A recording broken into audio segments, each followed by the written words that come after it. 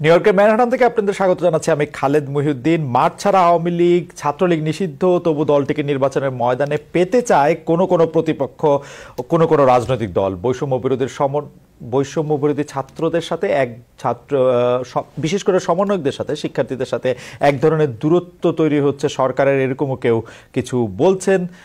জুলাইয়ের মিত্রদের মধ্যেও এখন নানা রকম ভাগ। এসব নিয়ে কথা বলার জন্য আজ আমাদের সঙ্গে আছেন জাতীয়তাবাদী ছাত্র দলের সভাপতি জনাব রাকিবুল ইসলাম।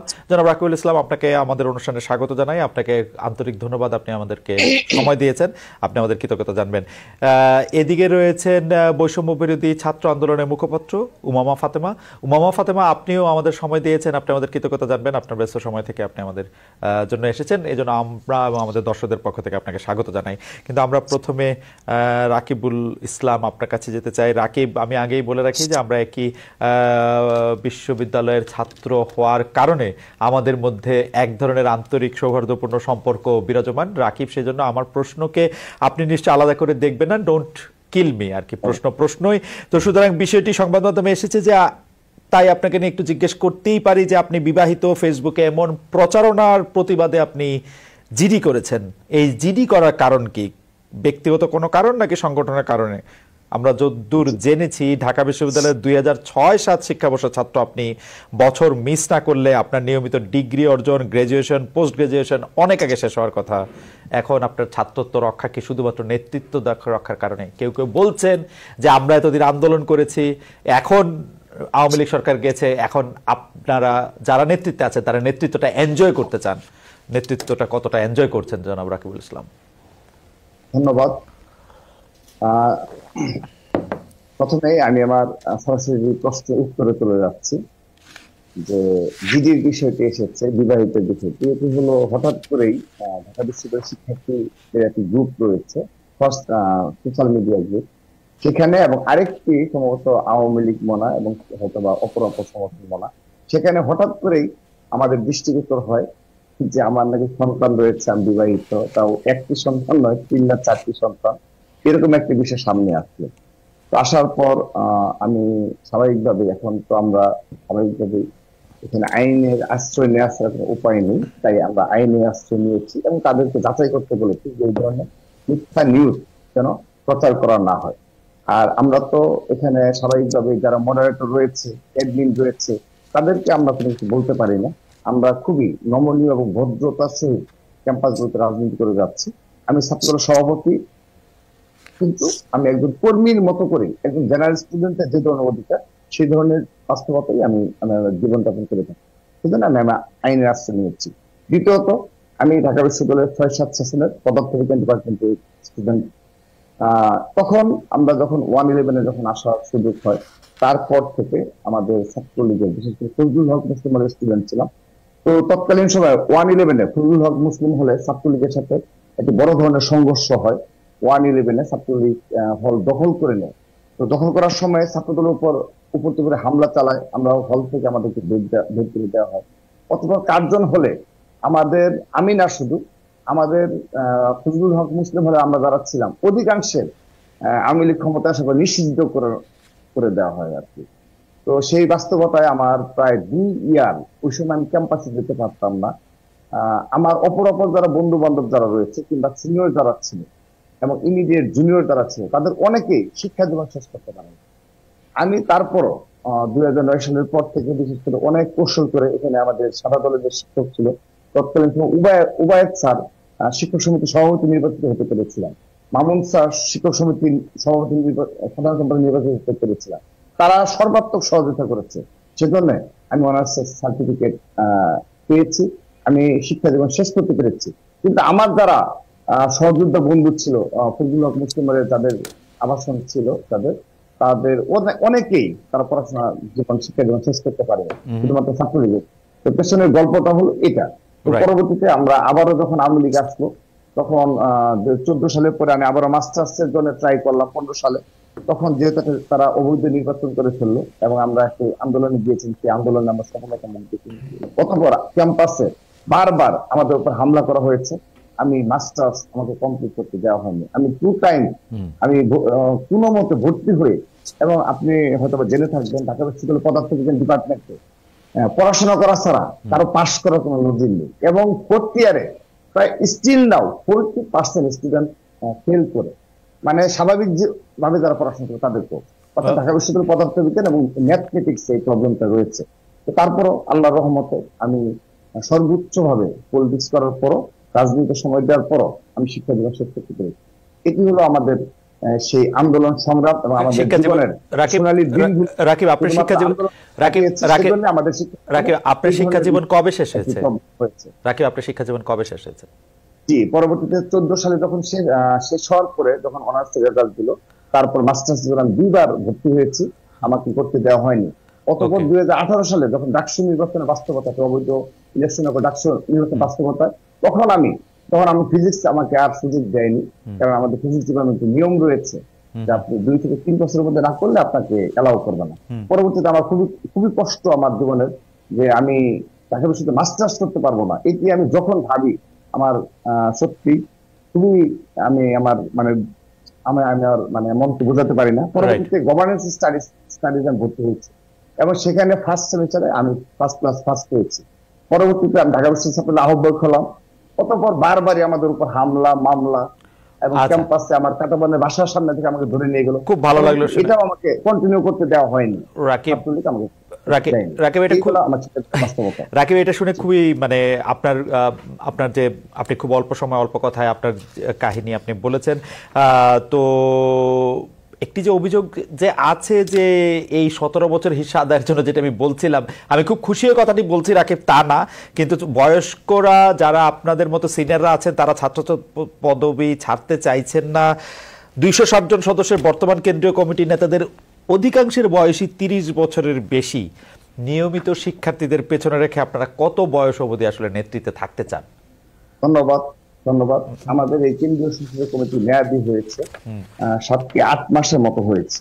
তো তৎকালীন সময় একটা বাস্তবতা ছিল, কিন্তু যেহেতু জুলাই আগস্টে একটা বাস্তবতা তৈরি হয়েছে, আমরা সে বিষয়ে অবগত রয়েছি, আমাদের হাইকমান্ড অবগত রয়েছে। আমরা সেজন্য ইতিমধ্যে আমরা সিদ্ধান্ত নিয়েছি বাংলাদেশের সকল শিক্ষা প্রতিষ্ঠানগুলোতে, যেগুলোতে আমরা দীর্ঘদিন ক্যাম্পাসে আমাদেরকে প্রবেশই করতে দেওয়া হয়নি, সেখানে আমরা একদম নিয়মিত স্টুডেন্টদের হাতে দায়িত্ব দিয়ে দিচ্ছি। স্টেপ বাই স্টেপ কেন্দ্রীয় সংসদ নিয়মিত স্টুডেন্টদের হাতে দায়িত্ব দিয়ে আমরা বিদায় নেব, খুব দ্রুততম সময়ে এই কাজগুলো ইনশাআল্লাহ সম্পূর্ণ হবে। এমন নয় দ্রুততম সময়, মানে দ্রুততম সময় তো নানা ধরনের দ্রুততম সময় আছে, মানে 4 বছর 5 বছর অনেক সময় দ্রুততম সময়, মানে এরকম না। আমাদের সংগঠনের দ্রুততম সময় এটি বোঝায় না, খালি আমাদের কি বোঝায় সময়, আমাদের মেয়াদ থেকে 2 বছর, কিন্তু আমরা 2 বছর না, আমরা টার্গেট নিচ্ছি আমরা খুব হয়তো 3 মাসের মধ্যে আমরা আমাদের কলেজ কমিটিগুলো সেই কমিটি সম্পন্ন করতে পারবো। অপর কিছু কমিটি সম্পন্ন করে আমরা নিয়মিত স্টুডেন্টদের হাতে দিয়ে বিদায় নিতে পারবো। এটি একটা সাংগঠনিক প্রক্রিয়া, এবং সেই বাস্তবতা আমরা বুঝি, সেই বাস্তবতার আলোকে আমরা আমাদের সাংগঠনিক কর্মপন্থা ঠিক করেছি। ওকে, আপনাকে ধন্যবাদ। আমি একটু উমামা ফাতেমা আপনার কাছে যেতে চাই। উমামা ফাতেমা, আমরা দেখেছি যে আপনি সরকারের খুব সমালোচনাই করে থাকেন বা করেছেন, মানে সরকারের বয়স মাত্র 100 দিনের মধ্যে, সেইখানে সরকার, আপনি জানেন যে সরকারের কতগুলো অনেক বাস্তবতা রয়েছে। এই সরকারকে আসলে একটা পুলিশের আস্থা থেকে শুরু করে সাধারণ জনগণের আস্থা, একটা স্মুথ ট্রানজিশন, অনেক কিছু করা হয়েছে। সরকার অনেকভাবে অনেক কিছু চেষ্টা করা হচ্ছে, কিন্তু আপনারা যারা জুলাই আগস্টের ছাত্র আন্দোলনের নেতৃত্ব দিয়েছেন স্বৈরাচারী শেখ হাসিনাকে হটানোর জন্য, যেটি বারবার আপনারা দুজন ছাত্র আপনাদের কথায় যেগুলি ছাত্রলীগের কথা যেটির মধ্যে আসবে সেটি থেকে মুক্তি পাওয়ার জন্য, আপনারা কি একটু আর্লি সমালোচনা শুরু করলেন? উমামা ফাতেমা, আপনি বলছিলেন যে এই সরকার কি করছে, আমি আপনাকে শুনছিলাম, আপনি বলছিলেন কি করছে, কোনো লক্ষণীয় কোনো কিছুই তো আমরা দেখছি না। আবার আপনি বলেছেন যতক্ষণ না পর্যন্ত বাজারে জিনিসপত্রের দাম না কমবে ততক্ষণ পর্যন্ত সরকারকে আপনি কোনো নম্বর দিতে চান না। আপনি কি একটু হার্শ এই সরকারের প্রতি? উমামা ফাতেমা। ধন্যবাদ আপনাকে আমাকে আপনার প্রোগ্রামটিতে ইনভাইট করার জন্য। আমি এখানে আসলে উত্তরটা দেয়া একটু ব্যাকে যেতে হবে যে কেন আসলে আমি এই ফর্মে সমালোচনা করি। আমি যখন ঢাকা বিশ্ববিদ্যালয়ে অনার্সে ভর্তি হয়েছিলাম তখন আমি বাংলাদেশ ছাত্র ফেডারেশনের সাথে রাজনীতি শুরু করি।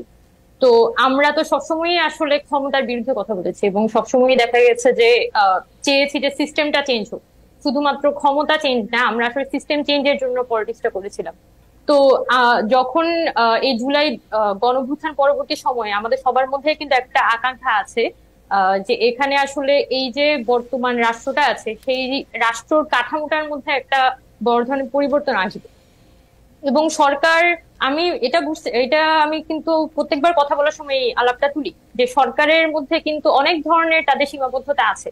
তারা যাই চান না কেন, দিন শেষে তো একটা আমলাতন্ত্রের মাধ্যমেই তাকে সেটা বাস্তবায়ন করতে হবে, এবং সেই আমলাতন্ত্র কিন্তু তাদের প্রতি হেল্পফুল না। কিন্তু আমার যেটা আহ, আহ, সমালোচনার জায়গাটা সেটা হচ্ছে গভর্নমেন্ট ক্ষমতায় নেয়ার সাথে সাথে এখানে কিন্তু বিভিন্ন সিভিল সোসাইটি বলি বা পলিটিক্যাল পার্টিও বলি বা আমরা ছাত্ররা বলি, আমরা কিন্তু বারবার এখানে বলে যাচ্ছেন যে আপনারা আহতদের ব্যাপারে একটা পরিকল্পনা সাজান, এখানে কি ফর্মে আপনারা তাদেরকে সেবাটা দিবেন সেটার একটা পরিকল্পনা সাজিয়ে আপনারা জাতির সামনে প্রকাশ করুন, যাতে এটা নিয়ে কোনো তৃতীয় পক্ষের সুযোগ না নিতে পারে। কিন্তু গভর্নমেন্ট কিন্তু সেই অর্থে কোনো পরিকল্পনা হাজির করতে পারেনি, এবং যেটার ফলাফল হিসেবে কিন্তু দেখা গেছে যে আহতদের চিকিৎসাটা হয়তো হচ্ছে, কিন্তু যতটা বলা যায় যে যতটা আসলে সুইফটলি ঘটা দরকার ছিল সেটার মধ্যে আমি অনেকটাই দেখেছি একটা ধিমে তালের বিষয়গুলো চলেছে। আবার দ্রব্যমূল্যের ক্ষেত্রেও সরকারকে কিন্তু যখনই জিজ্ঞেস করা হচ্ছে আপনারা আসলে সিন্ডিকেট ভাঙার নিয়ে আপনাদের কি পদক্ষেপ, তারা কিন্তু পরিষ্কার কোনো জবাব দিতে পারছে না। তারা মানে এটা জনগণের সাথে যে একটা কানেক্টিভিটি একটা গভর্নমেন্টের, তো যদি আপনি একটা পলিটিক্যাল গভর্নমেন্ট দেখেন, পলিটিক্যাল সরকার সবসময় কিন্তু তার একটা চেইন অফ কমান্ড থাকে, একদম রুট লেভেল পর্যন্ত তার এক কর্মী থাকে যার মাধ্যমে সে কিন্তু তার যে প্রচারণাটা সেটা করতে পারে। এখন এই সরকার তো আসলে জনগণের উপর দাঁড়িয়ে হচ্ছে ক্ষমতায় এসেছে, একটা অভ্যুত্থানের উপর দাঁড়িয়ে ক্ষমতায় এসেছে, কোনো নির্বাচনের মাধ্যমে না। এবং সে কিন্তু তার প্রতি মুহূর্তে তার জনগণের কাছে সে অ্যাকাউন্টেবল। এবং আমি কিন্তু অ্যাজ এ জনগণ সবসময় কিন্তু সরকারকে ওই বার্তাটা আমি দিতে চাই যে আপনি আপনার জনগণের কাছে অ্যাকাউন্টেবল, এবং এখানে পিপলের সাথে আপনার কমিউনিকেশনটা মেনটেন করাটা খুব জরুরি। এবং আমি আমার প্রতিটা কথার মধ্যে দিয়ে যখন আমি সমালোচনাও করি, সেই সমালোচনাটা কোনোভাবেই আওয়ামী লীগকে আমরা যেভাবে করে ইয়ে করতাম, টার্গেট করতাম, সেই ফর্মে না। আওয়ামী লীগ তো টোটালি ইন্টেনশনালি ঘটনাগুলো ঘটেছে, পুরোপুরি ইন্টেনশনালি এখানে দুর্নীতি করেছে, চাঁদাবাজি করেছে, সিস্টেম গুলোকে তারা ধ্বংস করে ফেলেছে। কিন্তু এই গভর্নমেন্টে যেটা হয়েছে, বিগত সরকারের রেখে যাওয়া যে ধ্বংসাবশেষ সেটার উপর দাঁড়িয়ে একটা নতুন রাষ্ট্রে তাদের কাজ করতে হচ্ছে। এইটা ভেবেই তাদেরকে একটা গাইডলাইন দেয়া, সবারই উচিত আসলে তাদেরকে গাইড করা, তাদের সমালোচনা করা, এবং এই গভর্নমেন্ট যাতে আমরা একটা সাকসেসফুলি তার টেনিউরটা শেষ হয় এই ব্যাপারে তাদেরকে গাইড করা, এইটাই আসলে আমার উদ্দেশ্য থাকে। উমামা, দুইটা বিষয় এখানে একটু কথা বলতে চাই। আপনি আহতদের কথা বলছেন যে সরকার সেভাবে আসলে আহতদের চিকিৎসা করলো, বাকিদের সম্পর্কে কোনো রূপরেখা দিচ্ছে না, এই কথা কি আসলে ঠিক? আমরা দেখছি যে ডক্টর মোহাম্মদ ইউনূস যেখানেই যাচ্ছেন তিনি জুলাই আগস্টের আহতদের কথা সম্মানের সাথে স্মরণ করছেন, তিনি কৃতজ্ঞতার সাথে তাদের জন্য প্ল্যান দিচ্ছেন। গতকালও আমরা ডক্টর মোহাম্মদ ইউনূসের প্রেস সচিবের সাথে কথা বলছিলাম, তিনি কিন্তু একদম স্পষ্ট ভাষা জানিয়েছেন যে এইখানে যত কিছু আছে করা সম্ভব। আপনারা কি এটা একটা বাজওয়ার্ড হিসেবে করছেন কিনা, মানে বিরোধিতার খাতিরে বিরোধিতা করা, যাতে সরকারেও আপনারা থাকেন, বিরোধিতার খাতিরে আপনারা থাকেন, দুটা জায়গায় একটা থাকার জন্য বা নিজেদের রেলেভেন্ট রাখার জন্য সেটা করতেছেন কিনা? আপনি সিস্টেম চেঞ্জের কথা বলতেছেন, তাইলে কি আপনাদের সমন্বয়ক দেশে সরকারে যাওয়া ঠিক হয়েছে কিনা? আপনি যদি যে রাজনীতির কথা বলে আসলে আপনি ছাত্র ফেডারেশনের রাজনীতি ছাড়লেন, তাহলে কি আপনাদের একটা নিজস্ব রাজনৈতিক প্ল্যাটফর্ম থাকা দরকার কিনা, যে রাজনৈতিক প্ল্যাটফর্মে আপনারা কথা বলবেন? নাকি আপনারা সরকারেও আছেন, বাইরেও আছেন, অনেকটা মানে ঠিক? আচ্ছা, আমি বুঝতে পারছি মানে গত সরকারের সময় যাকে আপনারা ফেসিস্ট, আমরা সবাই ফেসিস্ট বলছি, সেই সরকার যেমন নিজে সরকারি দল ছিল, বিরোধী দল ছিল, এবং সেটি খুব বড় করে বলতো, আপনারাও কি এরকম একটা রুটিন ফলো করতেছেন কিনা? আচ্ছা, ধন্যবাদ। এখানে ধরেন আহত নিহতদের যে পরিস্থিতিটা, এখানে ডক্টর মোহাম্মদ ইউনূস বলি তাদের, আমি কিন্তু বারবার বলছি যে সরকার কিন্তু বিভিন্ন প্রাইভেট হসপিটাল গুলোতে ট্রিটমেন্ট কিন্তু ফ্রি করা হয়েছিল, কিন্তু আপনি যদি প্রাইভেট হসপিটাল গুলোতে যান এবং সরকার বলছে যে ট্রিটমেন্ট ফ্রি, সরকারের পক্ষ থেকে বলা হয়েছে প্রাইভেট মেডিকেল গুলোতে ট্রিটমেন্ট ফ্রি দিতে হবে। কিন্তু আমি যখন প্রাইভেট মেডিকেল গুলোতে যাচ্ছি বা আমার কাছে রোগীরা কল দিয়ে বলছেন যে এখানে কোনো সমন্বয়ককে আসতে হবে, সমন্বয়ককে এসে কথা বলে তাহলে ট্রিটমেন্টটা হচ্ছে ফ্রি করাতে হবে। তার মানে মাঠ পর্যায়ে সিচুয়েশনটা কিন্তু একই কথা বলছে না, যেটা সরকার।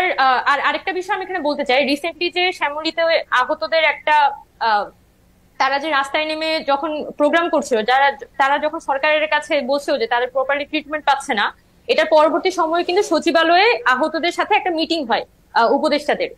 ওই মিটিং এর সময় আসলে উপদেষ্টারা তাদেরকে একটা পরিকল্পনা দিয়েছিলেন, এবং সেই পরিকল্পনাটা যখন ডক্টর মোহাম্মদ ইউনূস ওই দিন যখন ব্রিফিং করার সময় উনি কিন্তু ওই পরিকল্পনাটার একটা সারমর্ম সেই ব্রিফিংটাতে তুলে ধরেন। এবং সেটা কিন্তু গত সপ্তাহের ঘটনা। এর আগেও তো ধরেন আপনার 3 মাস চলে গেছে। এবং আমি যখন নিজে হসপিটালে যাচ্ছি বা বিভিন্ন শুধুমাত্র বৈষম্যবিরোধী ছাত্র আন্দোলনের যে মেডিকেল টিম সেটাই যে এখানে মাঠে ফাংশন করেছে বিষয়টা এমন না, অন্যান্য অনেক ইন্ডিপেন্ডেন্ট মেডিকেল টিম এখানে ফাংশন করেছে। এবং আপনি যদি আহতদেরকে বিদেশে চিকিৎসা দেওয়ার বিষয়টা দেখেন, সেখানেও টাকাটা দিচ্ছে কিন্তু সাজেদা ফাউন্ডেশন। এবং এই যে মানে সরকারের সে নানান ভাবে কিন্তু সরকারের একটা প্রপার পরিকল্পনাটা একদম রুট লেভেল পর্যন্ত পরিষ্কার না।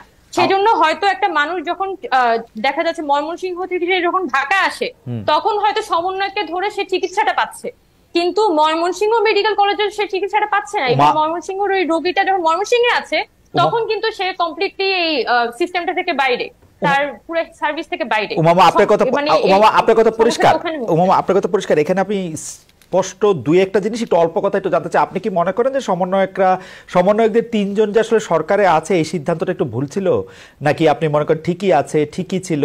আর 2 হচ্ছে আপনি কি এটা মনে করেন যে আপনাদের দ্রুত একটা পলিটিক্যাল পার্টি করা উচিত? এই ব্যাপারে আপনাদের কোনো সিদ্ধান্ত আছে কিনা?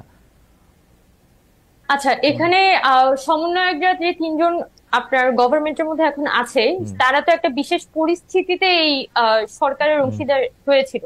আপনারা নিশ্চয়ই জানেন যে এখানে 5 আগস্ট পরবর্তী সময়ে 3 দিন কোনো ধরনের গভর্নমেন্ট ছিল না, এবং দেশে যে এরকম একটা বিধ্বস্ত পরিস্থিতি, তখন সারা দেশের মানুষের কিন্তু একদম প্রাইম একটা কনসার্ন ছিল যে দেশে এই মুহূর্তে একটা গভর্নমেন্ট ফর্ম করতে হবে। এবং সেই জায়গা থেকেই কিন্তু আমাদের আসিফ ভাই, নাহিদ ভাই ওরা ওই সময়ে এই উপদেষ্টা পরিষদের মধ্যে যায়, এবং উপদেষ্টা পরিষদটা ওই মুহূর্তে গঠন করা হয়।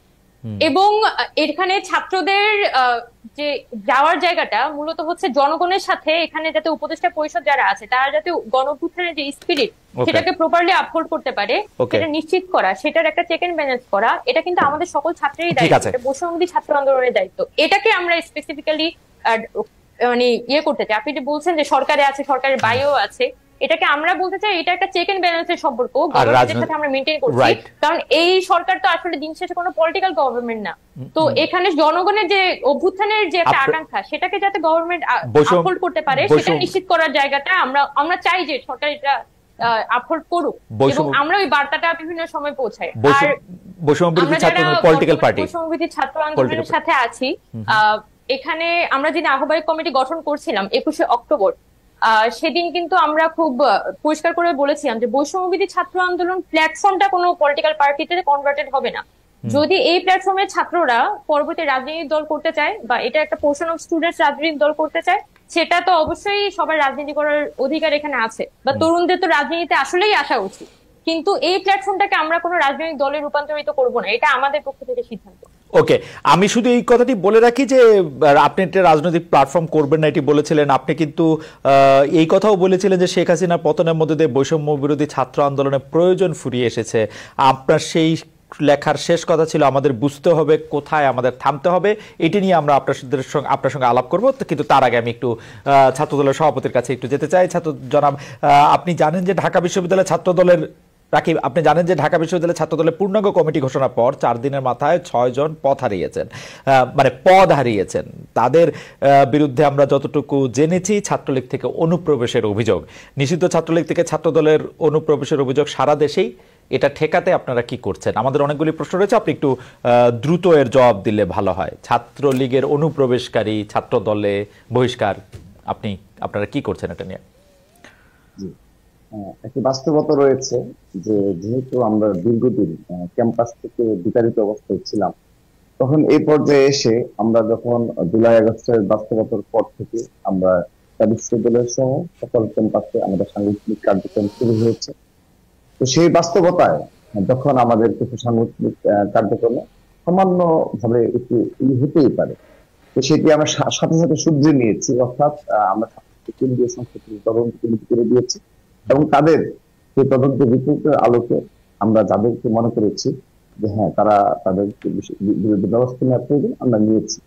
আর ছাত্রলীগের বিরুদ্ধে আমাদের সুস্পষ্ট অবস্থান, একজন ছাত্রলীগের চিহ্নিত ছাত্রলীগের কোন কর্মীকে আমরা স্থান দেব না। কিন্তু যাদেরকে জোরপূর্বক ভাবে ছাত্রলীগ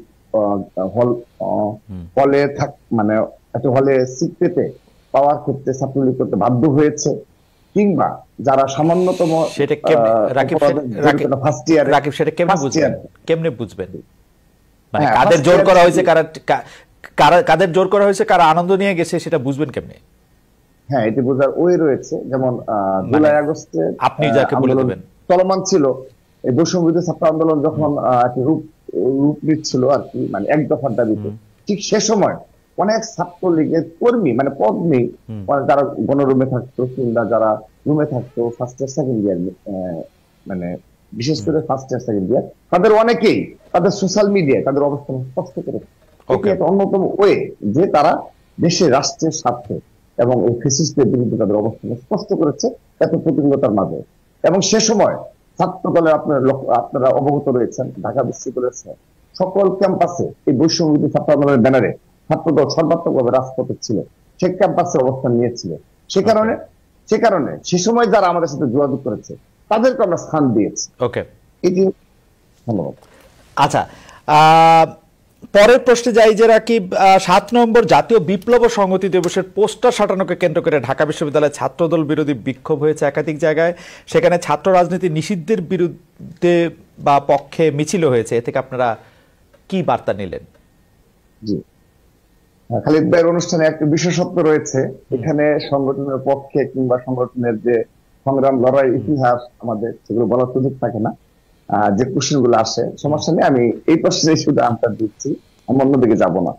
সেটি হলো এই পোস্টার কেন্দ্র করে যে ঘটনাটি, আসলে আপনি লক্ষ্য করে দেখুন, ছাত্র রাজনীতির একটা অন্যতম প্রধান এই উপকরণ হলো পোস্টারিং করা, দেয়াল লিখন, যার মাধ্যমে কিছু মানে শৈল্পিক বিষয় উঠে আসে।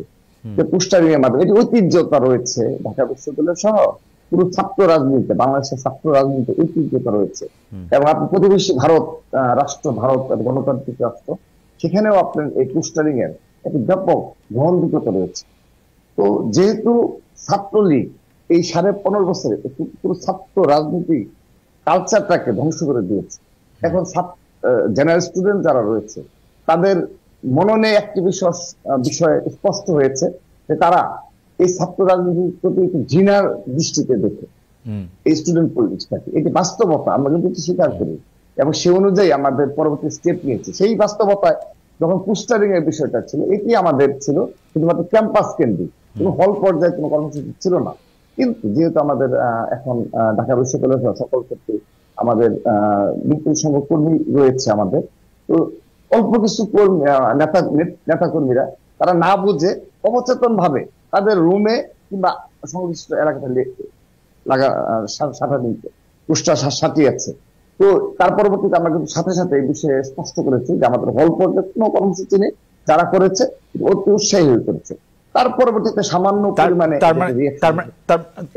বৃহৎ পরিসরে কিছু হয়নি। তার মানে আপনারা কেন্দ্রীয় ভাবেও পোস্টার লাগাইতে চান নাই, ব্যাপারটা কিরকম? না, আমরা ক্যাম্পাসে অবশ্যই পোস্টার লাগাবো, পোস্টার লাগিয়েছি ক্যাম্পাসে, কিন্তু সেটি অবশ্যই হল পর্যায়ে আমরা মানে আমাদের কোনো উৎসাহ নেই। হল পর্যায়ে আমরা এই পর্যায়ে ছাত্রদলের সভাপতির কাছে আমি আরেকটু জানতে চাইবো যে শিক্ষাঙ্গনের লেজুর ভিত্তিক ছাত্র রাজনীতির বন্ধের দাবি ছিল জুলাই আন্দোলন থেকে, যে লেজুর ভিত্তিক সংগঠন হবে না ছাত্র সংগঠনের মধ্যে, এই দাবি এখনো হারিয়ে যায়নি। আমরা মোমা ফাতেমার কাছেও এটি জানতে চাইবো যে এটি বেশ প্রকাশ্যভাবে আছে, কিন্তু আপনারা কি বিএনপির নেতৃত্বের লেজুর হয়েই থাকতে চান বা বিএনপির লেজুর হয়ে থাকতে চান? 24-এর এই আন্দোলনের পরে নতুন করে কিছু ভাবছেন কিনা? বৈষম্য বিরোধী সরকারের মন্ত্রী বৈষম্য বিরোধী এরা কিন্তু সরকারের মন্ত্রী উপদেষ্টা লেজুর না হয়ে অলরেডি এখন একটা শরীরে পরিণত হয়েছেন, তাদের একটা আলাদা জায়গা দেখা যাচ্ছে, কিন্তু সেইটা কিন্তু আমরা ছাত্রদল থেকে পাচ্ছি না। এই ব্যাপারটাকে আপনি একটু দেখবেন কিনা, দেখছেন কিনা? জি অবশ্যই স্পষ্ট করছি। খালিদ ভাই একটু সময় দিতে হবে, এক দুই মিনিটের মধ্যে বলে দিচ্ছি। এটি হলো যখন জুলাই আগস্ট আন্দোলন চলমান ছিল, বৈষম্যবিরোধী ছাত্রদের ব্যানার সংগঠিত হলো, বিশেষ করে 8 জুলাইয়ের পর থেকে আমাদের এই নেতৃত্বে যারা ছিল সমন্বয়, বিশেষ করে নাহিদ, আসিফ সহ তারা নেতৃত্ব ছিল। পরবর্তীতে ওরা গ্রেপ্তার হওয়ার পরবর্তীতে যে মানে ওদেরকে ডিবি অফিসে নিয়ে যাওয়ার পরে তারা নেতৃত্ব ছিল, তারা সবাই আমি আমার সাথে সরাসরি এবং আমার সাধারণ সম্পাদক এবং ঢাকা বিশ্ববিদ্যালয়ে যারা আমার নেতৃত্বে রয়েছে এই ছাত্র দলের শীর্ষ নেতৃবৃন্দের সাথে তারা বারংবার প্রতিটি কর্মসূচির ক্ষেত্রে আমাদের পরামর্শ নিয়ে কর্মসূচি দিয়েছে। তখন আমরা এই প্রশ্ন করেছিলাম, তোমরা যে এই আমাদের 8 না 9 নম্বরে লেখা ছিল রেজুল ভিত্তিক শব্দটা, তখন তারা আমাদের স্পষ্ট করেছে যে ভাই আমরা এটা শুধুমাত্র ছাত্রলীগকে, কারণ তখনও কিন্তু আজকে হয়তো ভাই এই প্রেক্ষাপটে অপর সংগঠন নিয়ে হচ্ছে, এটি একটা ষড়যন্ত্র হিসাবে আমি দেখবো। কিন্তু তৎকালীন সময় আমাদের সাথে কথা ছিল যে শুধুমাত্র ছাত্র লীগের ক্ষেত্রে প্রযোজ্য। কারণ একটা সেকেন্ড জনাব রাকিব, আমি অন্য প্রসঙ্গে যাওয়ার আগে এইটা একটু উমামা ফাতেমার কাছে জানতে চাই। উমামা ফাতেমা, আপনি কি জনাব রাকিবের সাথে একমত যে এটি আসলে শুধু ছাত্রলীগের জন্য প্রযোজ্য ছিল? না, আপনার কাছে আমি আসবো জনাব ইসলাম, আমি এক্ষুনি আসবো। আমি জাস্ট এক লাইন একটু উমামার থেকে শুনতে চাই যে উমামা, এটি কি মানে আপনাদের এটাই উদ্দেশ্য ছিল যে লেজুর ভিত্তিক ছাত্র রাজনীতি বলতে আপনারা শুধু ছাত্রলীগকেই বুঝিয়েছেন? উমামা। আচ্ছা, হ্যালো, আপনার কথা একটু কেটে আসছিল। উমামা, লেজুর ভিত্তি মানে মানে লেজুর ভিত্তিক ছাত্র রাজনীতি বলতে আপনারা শুধু ছাত্র লীগকেই বুঝিয়েছেন কিনা, নাকি সকল ছাত্র সংগঠনকে? আচ্ছা, যখন এই 9 দফা দাবিটি দেওয়া হয়েছিল, সেই 9 দফা দাবির দেওয়ার প্রেক্ষাপট আপনারা সবাই জানেন যে কি পরিস্থিতির মধ্যে, তখন দেশে কোথাও ইন্টারনেট ছিল না, এরকম একটা পরিস্থিতির মধ্যে কিন্তু এই 9 দফা দাবি দেওয়া হচ্ছিল। আবার ক্যাম্পাসে কিন্তু দীর্ঘদিন ধরেই এই 9 দফার বাইরে গিয়েও ক্যাম্পাসে দীর্ঘদিন ধরে এই ধরনের লেজুর ভিত্তিক যে ছাত্র রাজনীতি, যেখানে শুধুমাত্র হচ্ছে যে জাতীয় রাজনীতি বা জাতীয় দলের পারপাস সার্ভ করার জন্য হচ্ছে ক্যাম্পাসগুলোতে এক ধরনের ছাত্র সংগঠনগুলো ফাংশন করে, সেই ধরনের ছাত্র রাজনীতি আসলে ছাত্রদের কাছে দীর্ঘদিন ধরেই আসলে পপুলারিটি হারিয়েছে। তো ছাত্রদের মধ্যে থেকে বিশেষ করে বুয়েটে যখন আবরার ফাহাদ মারা যাওয়ার পরে, উমামা আপনার সঙ্গে আমরা বড় করে কথা বলতে আসবো, যেহেতু রাকিবুল ইসলামকে আমি মাঝখানে থামিয়েছি, আপনি এক লাইনে এটা বলবেন। রাকিবুল ইসলাম স্পষ্ট বলেছেন যে এরকম না, লেজুভিত্তিক ছাত্র রাজনীতি এটা একটা সংস্কৃতি, এটা শুধুমাত্র তো ছাত্রলীগকে সিগনিফাই করে, বিষয়টা এরকম না। ছাত্রলীগ স্পেসিফিক্যালি ওই সময় একটা আতঙ্ক ছিল, তবে লেজুভিত্তিক ছাত্র রাজনীতি অবশ্যই এটা একটা স্পেসিফিক টার্ম যেটা আসলেই ক্যাম্পাসগুলোতে আছে এবং বাংলাদেশের ছাত্র রাজনীতির প্রতি। উমামা, আপনাকে অনেক ধন্যবাদ। জনাব ইসলাম, আপনি কন্টিনিউ করবেন, আমরা আবার উমামার কাছে ফিরবো, কিন্তু আমরা জনাব রাকিবকে একটু শুনতে চাই। কিন্তু জনাব রাকিব, লেজুর ভিত্তিক ছাত্র রাজনীতি সম্পর্কে কিন্তু আমি সংস্কৃতিটাই বুঝেছি, আমি উমামার সাথে একদম একমত। জি জি, আমি ব্যাখ্যা দিচ্ছি। তৎকালীন সময় খালিদ ভাই হয়তো বা আমরা যাদের সাথে যে সমন্বয়করা এই আন্দোলন পরিচালনা করেছে, তৎকালীন সময় যে বাস্তবতা ছিল, সেই বাস্তবতায় আমাদের আসলে উমামার সাথে আমাদের যোগাযোগ ছিল না। তো এটা আমাদের যাদের সাথে নিজেও স্পষ্ট করেছে যে তৎকালীন সময় ইন্টারনেট ছিল না। তৎকালীন সময় আমি আবারও স্পষ্ট করছি, যে সকল নেতৃবৃন্দ সমন্বয়করা ছিল, কাদের সহ যারা ছিল, তাদের সবার সাথে আমাদের কথা হয়েছে। আমি এবং আমাদের সাধারণ সম্পাদক আমরা বারবার গ্রুপ করে কথা বলেছি, এই ইস্যুতে কথা বলেছি। তখন তারা বারবার এই ছাত্র দলের যে এই যে জুলাইয়ের শুরু থেকে যে সমর্থন এবং আমাদের সারা ক্যাম্পাস গুলোতে বিশেষ করে কার্জন হলে সংঘর্ষে আমাদের যে ছাত্র দলের নেতা কর্মীরা যে প্রতিরোধ গড়ে তুলেছে, সেগুলো তারা খুবই কৃতজ্ঞ চিত্তে স্মরণ করেছে এবং তারা আমাদের বারবার আশ্বস্ত করেছে এই টার্মটি শুধুমাত্র ছাত্রলীগের। আচ্ছা, ঠিক আছে, এখন ঠিক আছে, আমি শেষ করে দিচ্ছি ভাই। এখন যখন খুনি হাসিনা পালিয়ে গেছে, ছাত্রলীগ ধ্বংস হয়ে গেছে, এখন যদি আপনি এগুলোর মাধ্যমে এই লেজুর ভিত্তিক দিয়ে এই আন্দোলন সংগ্রামে বিগত 15.5 বছরে একমাত্র সবচেয়ে বেশি নির্যাতিত প্রকাশ্য রাজনীতির মাধ্যমে একমাত্র নির্যাতিত ছাত্র সংগঠন গুম খুন, শত শত নেতাকর্মী গুম খুন হয়েছে। এই সর্বশেষ জুলাই আগস্ট আন্দোলনে আমাদের 150 ছাত্র নেতাকর্মী হত্যা করা হয়েছে। এই বাস্তবতায় আপনি ছাত্রলীগের মতো করে ছাত্রলীগকে নিয়ে বলেন, এটি খুবই দুঃখজনক। এটি জুলাই আগস্টের বিপ্লবের পরিপন্থী এবং আপনি এটি খুবই দুঃখজনক যে আপনি একই চোখে ছাত্রলীগ এবং এটি একই চোখে না। জনাব রাকিবুল ইসলাম, আপনি কি মনে করেন যে ছাত্র দল বিএনপির অঙ্গ সংগঠন হয়ে যেটি হলো যে সহযোগী, নামে তো সহযোগী সংগঠন, সারাক্ষণ তো স্লোগান দেন হচ্ছে বিএনপি নেতা নেত্রীদের, তাই তো? না না, এখানে আমাদের একটু স্পষ্ট করে খালিদ ভাই, আমি তাহলে আপনি জি বলেন না, মানে আপনাদের স্লোগান কি একটু চেঞ্জ হয়েছে? ছাত্রলীগ তো আমাদেরকে শেখ হাসিনা ছাড়া কিচ্ছু শোনায় নাই কয়দিন। শেখ হাসিনার নাম করে করে যত অন্যায়, যত অত্যাচার, যত কিছু সবকিছু করছে শেখ হাসিনার নাম করে। আমাদের পরিবর্তন হয়েছে, আমাদের পরিবর্তন হয়েছে। আমি পরিবর্তন, আপনাদের স্লোগান দুইটা একটা বলেন তো, একটু শুনি। আমাদের ইতিমধ্যে আমরা ছাত্রদের একটা বুকলেট করেছি, যেগুলো কয়েক লক্ষ বুকলেট আমরা সারা দেশে পৌঁছেছি। ওকে। এবং সেখানে আমাদের ছাত্র দলের এখানে কোনো বিএনপি কোনো শব্দ নেই, শুধুমাত্র ছাত্র দলের 31 ছাত্র দলের পক্ষ থেকে আমাদের কিছু প্রতিশ্রুতি আমরা সেখানে লিপিবদ্ধ করেছি, এবং এই বক্তব্যগুলো জেনারেল স্টুডেন্টদের দিচ্ছি। এখন এই প্রতিশ্রুতিগুলো কি? যেমন আমাদের যে শিক্ষা ব্যবস্থা, একটি এক্সাম্পল দিচ্ছি আমি, সার্টিফিকেট নিয়ে তো আমাদের প্ল্যানিং করে আমরা আমাদের একটা রিসার্চ সেল রয়েছে ছাত্র দলের, রিসার্চ আমরা বসে বললাম যে নতুন কি চালু মানে নিয়ে স্টুডেন্টের কাছে যাওয়া যায়, অর্থাৎ উৎপাদনমুখী, কর্মমুখী এবং জীবনমুখী শিক্ষা প্রণয়ন করতে হবে। অর্থাৎ শিক্ষাবিদদের, বিশিষ্ট শিক্ষাবিদদের নিয়ে একটি কমিশন করে, একদিনে হবে না, কিন্তু এই দিকে এই শিক্ষা ব্যবস্থাকে নিয়ে যেতে হবে। সার্টিফিকেট নিয়ে করব না, সেখানে জীবনমুখী, কর্মমুখী এবং উৎপাদনমুখী, যেটি শহীদ রাষ্ট্রপতি জিয়া রহমান সময় আপনাদের প্রতিষ্ঠা লগ্নে ছিল। আমরা এটি নিয়ে আমি আপনাকে শেষ করে দিচ্ছি। বিএনপির ভারপ্রাপ্ত চেয়ারম্যান, আমাদের ছাত্রদের সাংগঠনিক অভিভাবক জনাব তারেক রহমানের সাথে আমরা বৈঠক করেছি। তাকে আমরা বলেছি যে ছাত্রদলের পক্ষ থেকে আমাদের এই দাবিগুলো ছিল, আপনি আপনার মতামতটা জানতে চাই। তখন তিনি আমাদের আশ্বস্ত করেছেন, যদি বিএনপি জনগণের ভোটে ক্ষমতায় আসতে পারে, ছাত্র দলের এই ইস্যুটাকে তিনি প্রায়োরিটি দিবেন। এরকম আরো 5 থেকে 7টা ইস্যু আমরা তার সাথে বোঝাপড়া করেছি। এখন এটি কি লেজিটিমেট হয়ে গেল? এটি কি লেজিটিমেট হয়ে গেল? Let me finish. অন্যায় হয়ে গেল? এটি কি রাজনীতির সাথে সামঞ্জস্য যায় না? এটি না, তিনি তো আমি ছাত্রলীগ বাংলাদেশে রাজনীতি করতে গিয়ে যে 4-5টা মানে অসংখ্য কাজ করেছে, যে 4-5টা কাজ আমি বাছাই করেছি, আপনি শুধু আমারে বলেন যে এগুলি করবেন কি করবেন না। হল দখল করে ছাত্রছাত্রীদের একটি নির্দিষ্ট রাজনৈতিক দল করতে, মিছিল করতে বাধ্য করবেন কি করবেন না? ধন্যবাদ খালিদ ভাই। ওয়াদা করলাম সবার সামনে, এবং আমি আজকের দিন শুধু নয়, আগামী ছাত্র রাজনীতি আমরা যেভাবে গড়ে দিয়ে যাচ্ছি, থ্যাংক ইউ সো মাচ। আমি প্রতিজ্ঞা করলাম, হল দখল, রুম দখল, ক্যাম্পাস দখলের কোনো কিছু যদি ছাত্রদল করে থাকে, আমি এই দল থেকে পদত্যাগ করব, আমি ওয়াদা করলাম।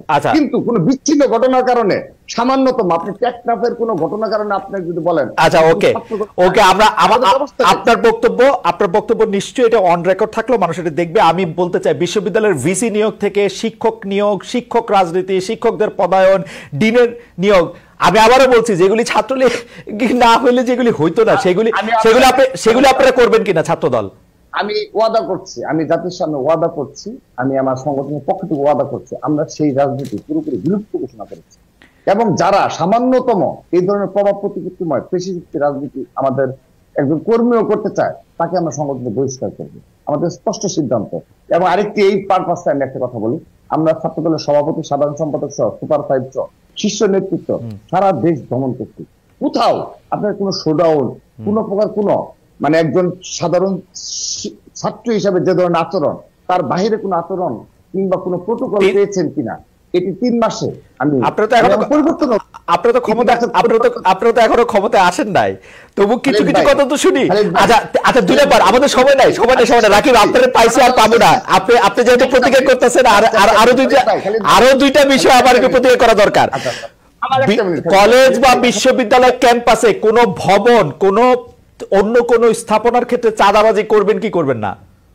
আচ্ছা, আমি আপনার নিকট আরেকটি খালিদ ভাই নিকট কি করে রাখলাম, কারণ যেহেতু আপনার সাংবাদিকতা মানে খুবই উচ্চ মানের এবং আপনার সেই ধরনের রয়েছে, যদি সামান্যতম সারা বাংলাদেশে কোন কলেজ ক্যাম্পাসে সামান্যতম এই ধরনের নজির আমি 3 মাস যাবত খুঁজতেছি, অল্প কিছু পেয়েছি, সামান্য ভুলভ্রান্তি ব্যবস্থা নিয়েছি, আপনার মাধ্যমে পুরো সাংবাদিক সমাজের কাছে আমি অনুরোধ রেখে গেলাম, যদি সেই ধরনের দখলের ক্যাম্পাস, ওই যে কোন দখলের ছাত্রদের সামান্য সম্পৃক্ত থাকে এবং প্রমাণ পাওয়া যায়, আমি কথা দিয়ে গেলাম, ওয়াদা করে গেলাম, আমরা সাথে সাথে ব্যবস্থা। আর মাত্র 2টি, এই ধরনের রাজনীতি পুরোপুরি বিলুপ্ত ঘোষণা করা। আর মাত্র দুটি, যে কোনো অন্যায় কাজে হুমকি দিতে, অন্য পক্ষ থেকে টাকা খেয়ে পরের পক্ষকে ভীতি দেখাতে থানার ওসি কে, জেলার এসপি কে ফোন করবেন কিনা?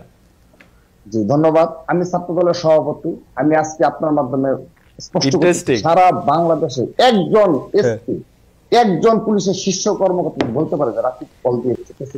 না না, রাকিব একলা মানুষ না তো, রাকিব একলা মানুষ না তো, ছাত্রদের অন্য কেউ, ছাত্রদের অন্য কেউ পদত্যাগ করবো। ছাত্রদের একইভাবে আমি শীর্ষ পর্যায়ে থেকে এটি প্রমাণ করতে পারি, বাংলাদেশে একজন পুলিশ কর্মকর্তা করতে পারে। ঠিক একইভাবে আমার সংগঠনে যারা রয়েছে সবাই আমরা নতুন ধারার ছাত্র রাজনীতি প্রচলন করেছি, যে ছাত্র রাজনীতির মাধ্যমে সাম্য মানবিক সমাজ বিনির্মাণ করব এবং আমরা নমনীয়, ভদ্র এবং স্বাভাবিক জীবন। আপনি কিন্তু জনাব রাকিব ইসলাম, আপনি আমাদের অভিনন্দন জানবেন, অভিবাদন জানবেন। আপনি কিন্তু মারাত্মক স্টেটমেন্ট দিচ্ছেন। এগুলি শুধু ছাত্রলীগ গত 15 বছর ধরে করেছে তাই না, তার আগে আমরা এগুলি ছাত্রদলদেরও করতে দেখেছি। আমরা যখন ক্যাম্পাসে ছিলাম ছাত্রদলরা আমাদের উপরে অনেক অত্যাচার করেছে, আমরা ভিন্ন মতাবলম্বী ছিলাম বলে। আপনার কথা যদি সত্য হয়, আপনার প্রতিজ্ঞা যদি সত্য হয়, আমরা সত্যিই নতুন বাংলাদেশকে দেখতে পাবো। আমার লাস্ট কোশ্চেন, আপনারা ছাত্রলীগের মতো, এর আগের ছাত্রদলের মতো আপনারা চাকরিতে প্রভাব করবেন কিনা? আপনারা মৌখিক পরীক্ষায় 200-তে 200 নম্বর পেয়ে বিসিএস এ নির্বাচিত হবেন কিনা, এবং তার জন্য আপনারা আনটুইস্ট করবেন কিনা, তার জন্য আপনারা পিএসসি তে লোক নিয়োগ দিবেন কিনা? ধন্যবাদ। এক্ষেত্রে তাহলে আবারও একটি টেনে নিয়ে আসতে হয় আমার সংগঠনের সাংগঠনিক অভিভাবক জনাব তারেক রহমান। তার সাথে যেহেতু তিনি আমাদের সংগঠনের সাংগঠনিক, জনাব তারেক রহমানের বাদ দিয়ে একটু কথা বলা যায় না? মানে আমাদের এই ইস্যুতে আমাদের স্পষ্ট অলরেডি নির্দেশনা দিয়ে দেওয়া হয়েছে। আমরা আগামীতে কখনো ছাত্রদলের একজন কর্মীর জন্য এই ছাত্রদল শীর্ষ পর্যায়ে থেকে কখনো সুপারিশ করা হবে না। এটি তিনিও আমাদের স্পষ্ট করেছেন, যদি কখনো বিএনপি সরকার ক্ষমতা যেতে পারে, এবং আমাদের সিদ্ধান্ত আমরা কখনো, এবং আজকের দিন পর্যন্ত যেহেতু আপনি বলেছেন যে ঠিক আছে আমরা ক্ষমতা যেতে পারিনি, কিন্তু খালিদ ভাই ক্ষমতা যেতে না পারলেও এই ছাত্রদল বিগত খুনি হাসিনার সময়ও হাজার হাজার নেতাকর্মী নিয়ে কিন্তু মিছিল করেছে। জুলাই আগস্টেও হাজার হাজার, সেহেতু আমাদের সেই নেতাকর্মী তো রয়েছে, আমাদের সেই অবস্থান রয়েছে, ছাত্রদের ধ্বংস হয়ে গেছে, আমাদের সেই অবস্থান রয়েছে। সেই অবস্থানের অপব্যবহার তো করছে না খালিদ ভাই। যদি অপব্যবহার করে থাকি, যদি আমার সংগঠনে কেউ করে থাকে, আমি সবই জনাব রাকিব ইসলাম, যদি সরকারের পরিবর্তনে আপনারা যদি ক্ষমতা আসেন, আপনাকে আমি আগাম আমন্ত্রণ জানিয়ে রাখলাম। আপনি সভাপতি থাকেন আর যেই সভাপতি থাকুক, আমি এগুলি পরীক্ষা করে আবারও আপনাকে প্রশ্ন করবো, আবারও প্রশ্ন করবো আপনি কত টাকা দামের গাড়ি চড়ছেন, সেই গাড়ি আপনার বোন কিনে দিয়েছে কিনা, এবং সেই গাড়িতে চড়ার প্রশ্নের কারণে আমাকে আর কি কি সম্মুখীন হতে হয় সেগুলিও নিশ্চয়ই আমি দেখবো।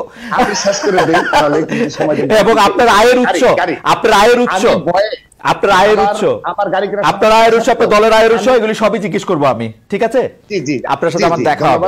আমি প্রস্তুত রইলাম। আমি বলি শুধু আমার গাড়ি কেনার সামর্থ্য থাকা সত্ত্বেও আমি গাড়ি কিনে, সেই সামর্থ্য করতে আসছে, সেই সামর্থ্য আসছে থেকে নিউজ হবে আমার, সেই সামর্থ্য করতে আসছে, ব্যক্তিগত সামর্থ্য রয়েছে গাড়ি কিনা, ব্যক্তিগত সামর্থ্য অনেক আগে থেকে, হ্যাঁ ব্যক্তিগত সামর্থ্য অনেক আগে থেকে রয়েছে, কিন্তু আমি গাড়ি কিনছি না। আপনি চাকরি করেন? চাকরি করেন? নিউজ হওয়ার ভয় এবং মিথ্যাচার। চাকরি করেন? ধন্যবাদ। চাকরি করেন আপনি? না না না না, আমার পারিবারিক ভাবেই বেশ কিছু বিজনেস রয়েছে। আমার দুই বড় ভাই, আল্লাহর রহমতে। আওয়ামী লীগ ডিস্টার্ব করেন আপনাদের বিজনেসে? আওয়ামী লীগ ডিস্টার্ব করেন আপনাদের বিজনেসে? না, আওয়ামী লীগ ডিস্টার্ব করেন আপনাদের বিজনেসে?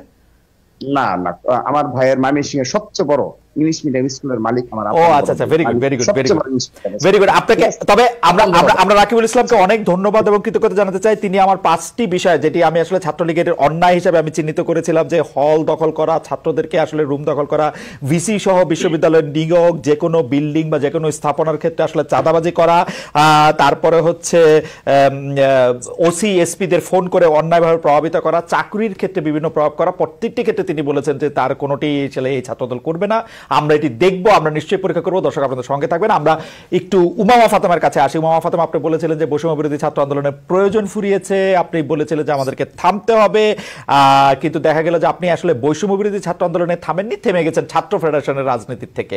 এটার কারণ আপনি কি বলবেন? আপনার কাছে আমাদের অনেকগুলি প্রশ্ন রয়েছে, আপনি যদি একটু দ্রুত জবাব দিয়ে আমাদের সাহায্য করতেন। খুবই এক্সাইটিং আসলে আপনাদের সাথে কথা বলা, আমি মানে খুবই এক্সাইটেড ফিল করতেছি। মনে হচ্ছে যে মানে আপনারা সিদ্ধান্ত দিতে পারছেন এবং সিদ্ধান্ত দিচ্ছেন, যেটি আমরা সাধারণত কোনো পলিটিক্যাল লিডারদের কাছ থেকে ঘুরিয়ে পেঁচে উত্তর পাই, বলতে পারি না। আপনাদের ধন্যবাদ। উমামা ফাতেমা। আচ্ছা, মানে উত্তরগুলো তো কঠিন উত্তর, মানে লম্বা উত্তর, আপনি শর্টে দিতে। আচ্ছা না না, আচ্ছা আচ্ছা, দেন আপনি চেঞ্জ হয়ে যেতে পারে। জি জি, যতটা এরকম ভাবে উমামা যতটা না মানে যতটা পারা যায় একটু কনসাইজ করে বলেন, অসুবিধা নেই।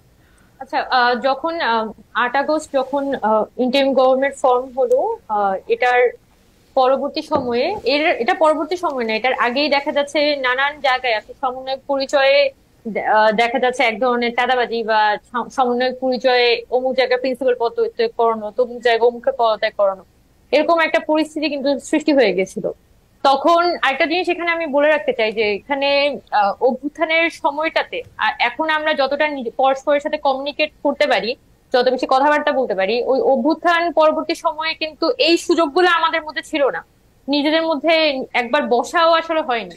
তো যখন 10 আগস্ট 10 আগস্ট আমি স্ট্যাটাসটি দিয়েছিলাম, কারণ আমার মধ্যে এরকম একটা অনুভূতি তৈরি হয়েছে যে এই যে অভ্যুত্থানের একটা প্ল্যাটফর্ম, এই সাধারণত দেখা যায় যে কোনো অভ্যুত্থান পরবর্তী সময়ে অভ্যুত্থানগুলো খুব বিফলে যায়, বা দেখা যায় যে যারা অভ্যুত্থান করেছে তারা আসলে আস্তে আস্তে জনপ্রিয়তা হারাতে থাকে।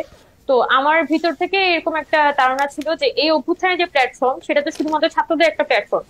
তো এই জায়গাটাকে র্যাপ আপ করে এনে যেহেতু জনতা ছাত্র সবাই মিলেই আসলে অভ্যুত্থানটা হয়েছিল, তা সকলকে নিয়ে যদি আমরা মুভ করতে পারি সামনে, সেভাবে আগানোটা বেশি জরুরি।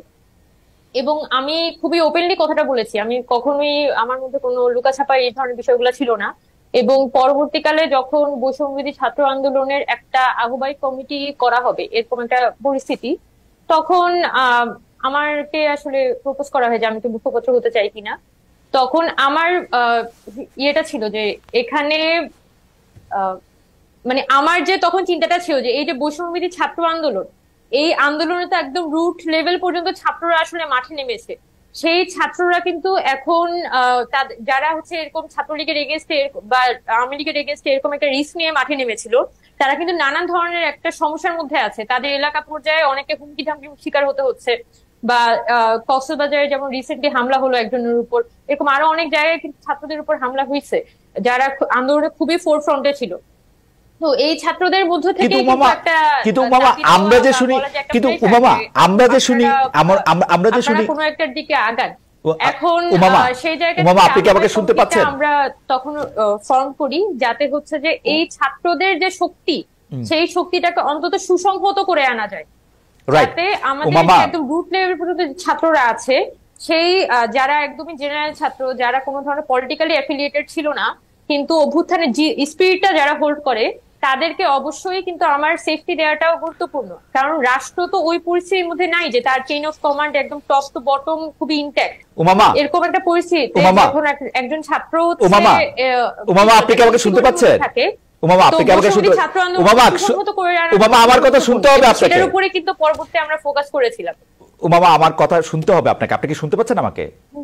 হ্যাঁ, একটু আপনার কথা না মানে আসছে না, পরিষ্কার ভাবে আসছে না। আচ্ছা ঠিক আছে, এখন কি শুনতে পাচ্ছেন? আমার একটা পরিষ্কার প্রশ্ন হচ্ছে, আমরা কিন্তু শুনতে পেয়েছি যে সাধারণ পর্যায়ে যেসব ছাত্রছাত্রীদেরকে আপনি একীভূত করার কথা বলছেন, সমন্বিত করা বলছেন, তারা বিভিন্ন জায়গায় তাদের নাম করে বিভিন্ন জায়গায়, আমি আপনাদের কথা বলছি না, আপনাদের নাম করে বিভিন্ন জায়গায় এই যে বিষয়গুলো আমি বললাম, চাঁদাবাজি, তদবির, হুমকি দেওয়া, জমি উদ্ধার করে দেওয়া, বিভিন্ন কিছু করা, সেগুলিকে মানে বৈষম্যবিরোধী ছাত্র আন্দোলনের নামে চলছে। আপনারা সমন্বয়করা কি এগুলি করছেন?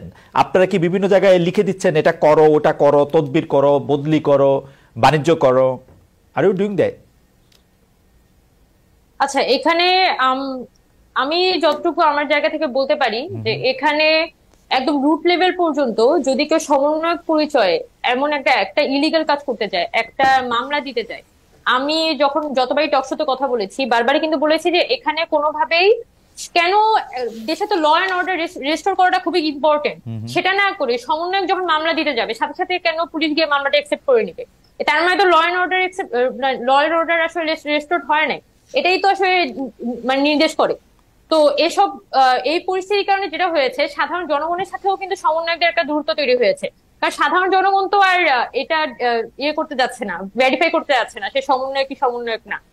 তো সবকিছু মিলে পরিস্থিতিটা এমন হয়ে গিয়েছিল যে রুট লেভেল পর্যন্ত আপনি যে ধরনের তদবির গুলো চলছে, রুট লেভেল পর্যন্ত যেভাবে করে আসলে দখল দায়িত্ব চলছিল, আমি বলবো না দখল দায়িত্ব, বিশেষ করে ডিসি অফিস, ইউএন অফিস গুলোতে দেখা যাচ্ছে সমন্বয়ক পরিচয়ে অনেকেই দেখা যায় নিজের সুবিধাটা আদায় করে আনতে চান, সেটাকে অন্তত একটা মানে কাঠামোর মধ্যে আনা, যাতে যে মানুষগুলো এই কাজটা করছে তাদেরকে আমরা একটা জবাবদিহিতার মধ্যে আনতে পারি, একটা রুলস রেগুলেশন এখানে তৈরি করে দেয়া যায়। না হলে এটা তো এতটাই স্বতঃস্ফূর্ত একটা অভ্যুত্থান ছিল যে কে কোন দিক থেকে এই অভ্যুত্থানে যুক্ত হয়েছে সেটা সবকিছু তো আসলে আমরাও জানি না। কিন্তু উমামা আমরা কিন্তু দেখতে পাচ্ছি যে আপনারা যারা আন্দোলনের নেতৃত্বে ছিলেন সেই সমন্বয়কদের নেতৃত্বে সরকারের মন্ত্রী উপদেষ্টা কেউ কেউ প্রতিপক্ষ রাজনৈতিক দলকে ঠেকাতে হাইকোর্টে কি হবে সেটা ঠেকাতে আপনারা কর্মসূচি দিচ্ছেন, রাষ্ট্রপতির অপসারণ চাইছেন, অপসারণ না করলে দুই কথা শোনাচ্ছেন, নতুন উপদেষ্টা কে নিয়োগ হবে সেটি নিয়ে আপনারা করছেন। আপনাদেরকে তো ভয় এখন লাগতেছেই আমরা যারা সাধারণ নাগরিক আছে। আপনাদের তো মনে হচ্ছে আপনারা যেহেতু অভ্যুত্থানের নেতৃত্ব দিয়েছেন, এখন আপনাদের কথাই আমাদের শুনতে হবে, সেটা ন্যায় হোক অন্যায় হোক, এই মুহূর্তের বাস্তবতা হোক। আপনারা কি এইটাই চাইছেন যে আমি সমন্বয়ক উমামা বলছি এসপি সাহেব কেসটি ড্রপ করুন, ওরকম হইতে চাচ্ছেন আপনারা? না, ওরকম ইন্টেনশন থাকলে তো আসলে এখানে আরো অনেক কিছু হওয়া সম্ভব ছিল। আমরা আসলে চাই আসলে মানুষকে সার্ভ করতে। এখন আপনি যে রাষ্ট্রপতি চুপ্পুর কথা বললেন, রাষ্ট্রপতি চুপ্পু তো তাকে যে অপসারণ করতে হবে এটা তো 5 আগস্টের রায়, এটা তো এখন এসে নতুন সিদ্ধান্ত না, বরং তখন আমাদের ছাত্রদের মধ্য থেকে কিন্তু একটা আমরা কনসিডারেশন দেখাই, যেহেতু দেশের কোনো ধরনের গভর্নমেন্ট নাই, গভর্নমেন্ট ফর্ম করাটা আমাদের একদম প্রাইমারি, আমাদের প্রায়োরিটি, ফার্স্ট প্রায়োরিটি। এবং গভর্নমেন্ট ফর্ম করার পরবর্তীতে যখন মানব জমিনে রাষ্ট্রপতি চুপ্পু উনি যখন এই তৎকালীন যে সাক্ষাৎকারটি দিয়েছিলেন, তখন আমাদের মধ্যে এই একটা কনসেনসাস দাঁড়ায় যে আমরা আসলে এই রাষ্ট্রপতিকে বর্তমানে আর চাই না এবং তাকে পদত্যাগ করানোটা খুবই গুরুত্বপূর্ণ। কিন্তু এই যে যখন আমরা বলছি যে এটা চাই না, আমরা কিন্তু ওই জায়গায় থেমে যাইনি বা আমরা রাস্তা দখল করে যা ইচ্ছা তা করে বেড়াইনি। আমরা কিন্তু পলিটিক্যাল অর্গানাইজেশন গুলোর সাথে বসেছি, সবার সাথে এখানে কথা বলে এখানে একটা জাতীয় ঐক্যমত প্রতিষ্ঠা করার চেষ্টা করেছি, যেটাকে আমরা যখন আহ্বায়ক কমিটি তৈরি করি তখন আমরা এই কথাটি বলেছি যে জাতীয় ঐক্যমতটা গুরুত্বপূর্ণ। এই জায়গাটাই এখনো পর্যন্ত আমরা ফোকাস করছি যে এখানে রাষ্ট্র এখন যে পরিস্থিতির মধ্যে আছে সেটাকে টিকিয়ে রাখতে হলে তাকে যদি আমার মূলত সংস্কারমূলক জায়গায় নিয়ে যেতে হয়, তাহলে কিন্তু ন্যাশনাল একটা ইউনিটি, সকল পলিটিক্যাল পার্টি বলি, ছাত্র জনতা বলি, আমাদের বৈষম্যবিরোধী ছাত্র আন্দোলন, সকলের মধ্যে কিন্তু একটা অন্তত ন্যাশনাল ইউনিটি তৈরি করাটা খুব গুরুত্বপূর্ণ এবং এটাই কিন্তু সকলেরই আসলে ফোকাল পয়েন্ট হওয়া উচিত। ছাত্র আন্দোলন তার মানে আপনি রাষ্ট্রপতি চুপ্পুর কথা বলছিলেন যে তো আপনারা যে অপসারণটা প্রয়োজনীয় বলে মনে করতেছেন সেইটা ডক্টর ইউনূসের সরকার সেটি মনে করতেছে না, এইটা কি আপনাদের মধ্যে এক ধরনের দূরত্ব সৃষ্টি করতেছে? এখন ডক্টর ইউনূসের সরকার তারা যেভাবে করে সিদ্ধান্ত নিচ্ছে, তারা বিভিন্ন ধরনের পার্টির সাথে বসছে, তাদের একটা নিজস্ব মেকানিজম আছে যে ফরম্যাটে তারা একটা সিদ্ধান্তে পৌঁছায়। এখন আমি নিজে যেহেতু গভর্নমেন্টের অতটা কি বলা যায়, গভর্নমেন্ট কিভাবে কি সিদ্ধান্ত নিচ্ছে সে ব্যাপারে আমার আইডিয়া খুব বেশি নাই, বরং গভর্নমেন্টের যে ছাত্ররা আছে তারা সব থেকে বেটার বলতে পারবে এই প্রসঙ্গে। বরং আপনাদের কি এখন এরকম মনে হচ্ছে না তিনি আমার কথা শুনলেন না, তিনি শুনলেন ভুট্টো সাহেবের কথা? না, এই ফর্মে কেন হবে? মানে যেটা আপনি বলতে যাচ্ছেন যে এখানে আমরা এদের মধ্যে একটা অভিমানমূলক সম্পর্ক কাজ করছে, বিষয়টা এমন না। আপনি যদি ওভারঅল হিসাবটা দেখেন, সাধারণ যখন একটা অভ্যুত্থান হয়, হোয়াট ইজ মানে অভ্যুত্থান জিনিসটা কি? আগের বিদ্যমান যত সিস্টেম, বিদ্যমান যত ধরনের বন্দোবস্ত সেটা চেঞ্জ হয়ে একটা নতুন কিছুর থেকে একটা দেশ হাঁটে, একটা নতুন ধরনের সেটেলমেন্ট আসে এবং আমরা আসলে সেই নতুন সেটেলমেন্টটাকে সার্ভ করতে চাই, এটা আমাদের পারপাস। এখন অনেক সময় অনেক ঘটনা হয়তো রাষ্ট্রের মধ্যে ঘটনা সম্ভব হয় না, কিন্তু কথাটা বলে যাওয়া গুরুত্বপূর্ণ।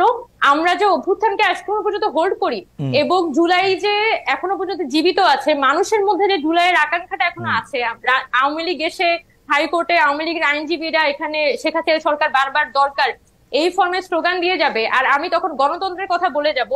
এইটা এভাবে করতে থাকলে তো আসলে বিষয়টা আমি হয়তো গণতান্ত্রিক ভাবেই ভাবছি, কিন্তু এটা তো একটা ট্রানজিশনের মধ্যে দিয়ে যাচ্ছে, একটা ট্রানজিশনের মধ্যে দিয়ে যাচ্ছে।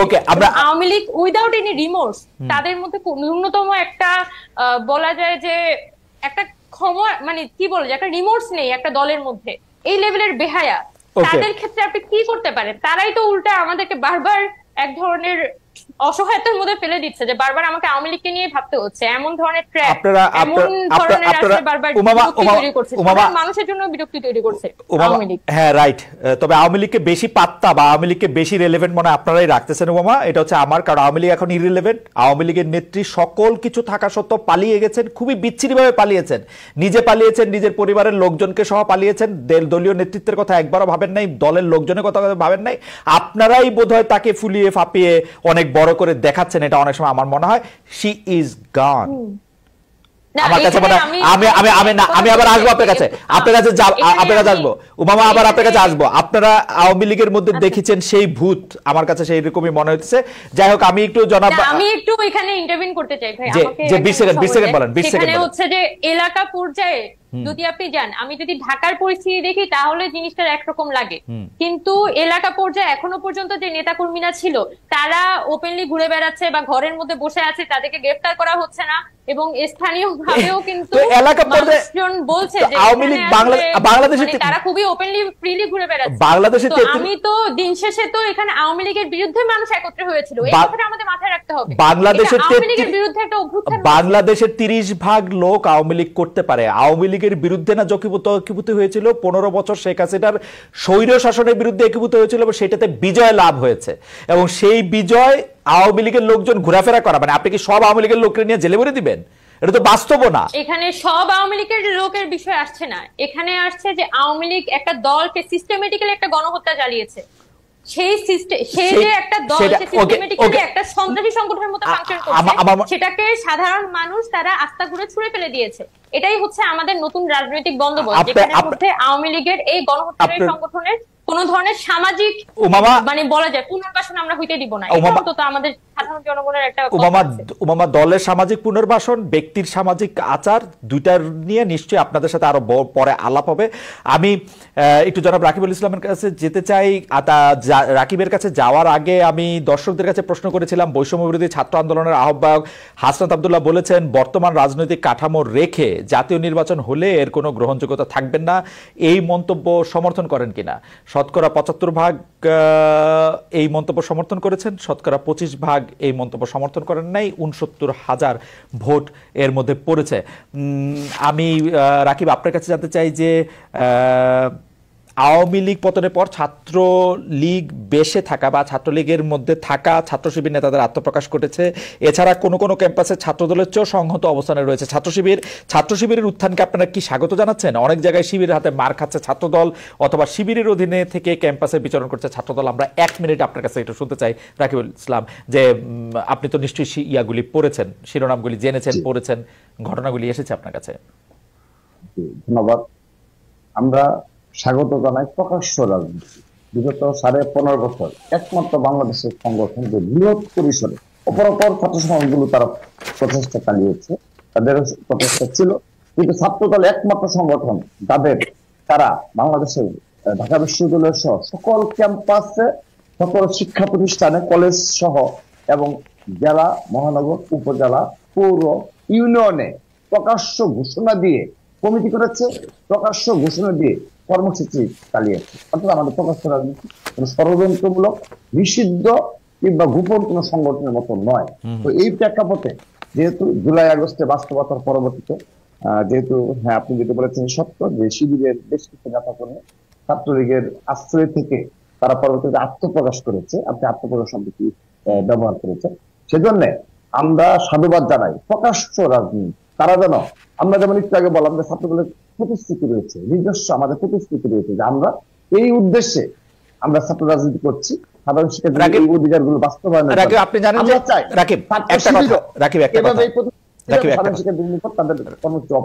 রাকিব একটা কথা, আমাদের এই অনুষ্ঠানটি চ্যানেল 24-এ দেখানো হয়, কিন্তু চ্যানেল 24 এখন তার নিয়মিত খবর পরিবেশনের জন্য চলে যাবে। আমরা আরো কিছুক্ষণ থাকবো আপনাদের সঙ্গে, এবং দর্শকরাও আছেন অনেকে আমাদের সঙ্গে, সেজন্য এটা নিয়ে কথা চালিয়ে যাব। অর্থাৎ আমি যে প্রশ্নটি আপনাকে করতে চাই, ছাত্র দল ছাত্র শিবিরকে মানে আধিপত্যের জায়গা থেকে শত্রু মনে করে কিনা যে ছাত্র শিবির? খালিদ ভাই, আমি আবারও বলছি, আপনি হয়তো বলতে পারেন যে পলিটিক্যাল কোনো বক্তব্য কিনা, পলিটিক্যাল বক্তব্য না। আমরা আধিপত্য শব্দটি বিলুপ্ত করেছি। ছাত্রদল কোনো আধিপত্য, দখল এই ধরনের শব্দের সাথে আর পরিচিত নয়। আমরা তাদেরকে আবারও আহ্বান জানাচ্ছি, আপনার এই অনুষ্ঠানের মাধ্যমে ছাত্র শিবিরকে সরাসরি আহ্বান জানাচ্ছি, তারা যেন সকল ক্যাম্পাসে তাদের প্রকাশ্য কমিটি থাকবে, প্রকাশ্য কার্যক্রম থাকবে, কিন্তু হল পর্যায়ে গোপনে রাতের অন্ধকারে তারা জেনারেল স্টুডেন্টদের তাদের সাংগঠনিক কার্যক্রম দাওয়াত দিবে, কিংবা তৎপরতা চালাবে, এটি কিন্তু সাধারণ শিক্ষার্থী ভালোভাবে নেবে না। রাকিব, রাকিব, জুলাই আগস্টে বাস্তব রাকিব, একাডেমিক ইন্টারেস্টে একটা প্রশ্ন জানতে চাই যে আপনার কাছে কি মনে হয় যে বিভিন্ন শিক্ষা প্রতিষ্ঠানে শিবিরের সমর্থক কত ভাগ রয়েছেন শতকরা, যখন তারা প্রকাশ্যে রাজনীতি করতে পারছেন সেই সময়টায় আর কি? ধন্যবাদ। আমরা হিস্টোরিক ভাবে জানি যে হ্যাঁ, আমি এটি আমার অ্যানালাইসিস বলি। আমি ইতিমধ্যে সারা বাংলাদেশে প্রায় 60টির মতো শিক্ষা প্রতিষ্ঠানে এই বিগত 2 মাসে আমি গিয়েছি।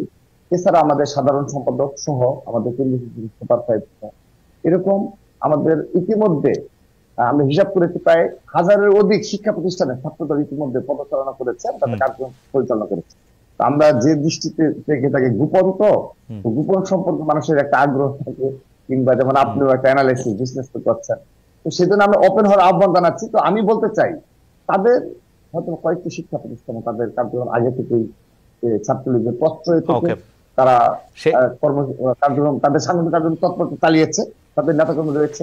কিন্তু আমরা আমাদের কনফিডেন্স নিয়ে রাজনীতি করি। অপর কোন সংগঠন কি করলো এসব আমরা হিসেব করে রাজনীতি করি।